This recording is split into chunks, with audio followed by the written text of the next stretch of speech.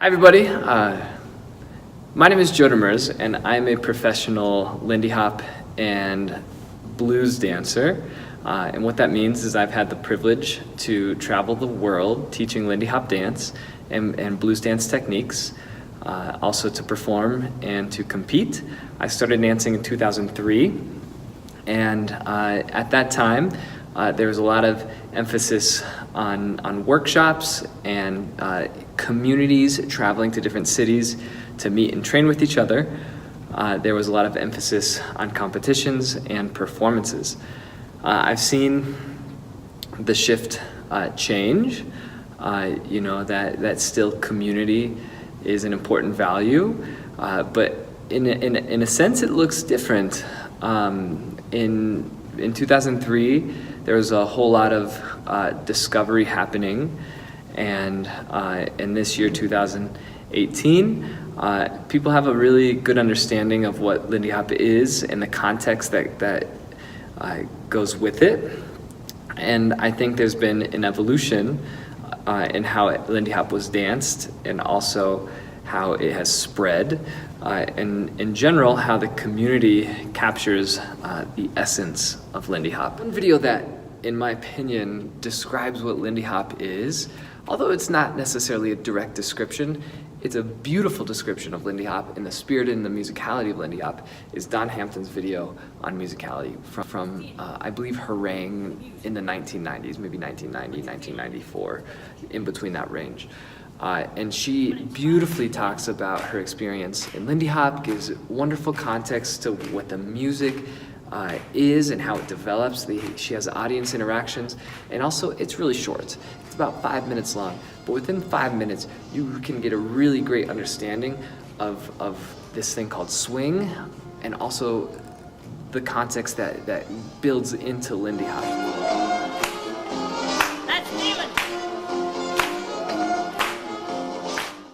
I did a TED Talk on partner connection and what that could mean for people coming together to learn partner dance. And I remember the process. I was nominated by a dancer within the scene who liked what I was teaching in terms of frame matching and said, hey, you should go and tell people about frame matching. It's a beautiful concept where you're teaching people to be in rapport with one another. And I said, well, I'm not a public speaker. I'm not sure if I could do that. She's like, no, you should give it a try. They really want you.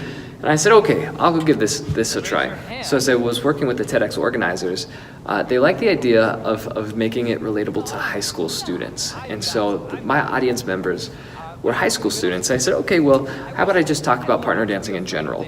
And at the time in Colorado, CU Boulder was having a lot of issues around consent. And I said, okay, well, why don't we also include a piece of consent in there?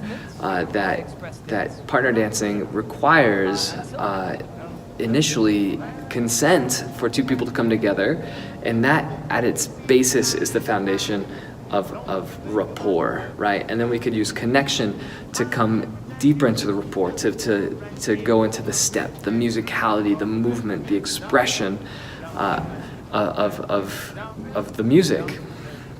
And so TEDx said, okay. So I went out there and I asked two of my friends to come with me, and I said, hey, all you gotta do is social dance.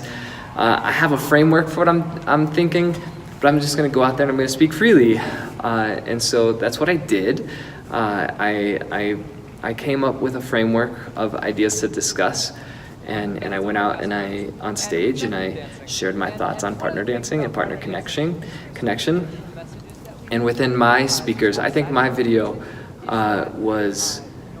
was the most viewed, and in part because I shared it. I shared it on social media, other people found it, and I think there's something special about the partner dance community that it goes beyond Lindy Hop, that we have tango, we have salsa, kizomba, zouk, West Coast swing, and so I think a lot of people were able to watch it and resonate with the concepts of rapport and consent and matching and some of the beautiful elements of partner dancing. Another reason why I had a framework for going out and speaking on TEDx is because in the planning process, they actually had me change my topic 3 or 4 times. You know, in one way, they're like, okay, completely go into consent, completely now go into connection, add an element of sexuality to it. And in the end, they're like, oh wait, cancel all of that. Let's just keep it simple. And I was like, there are so many changes. I don't know what you all want me to do, but how about I just do this? I'll go out and I'll talk about partner dancing, what I enjoy, what I think people will value if they find partner dancing, and I'll add these concepts of connection and consent. And they said, great, let's go for it. And I said, okay, wish me luck.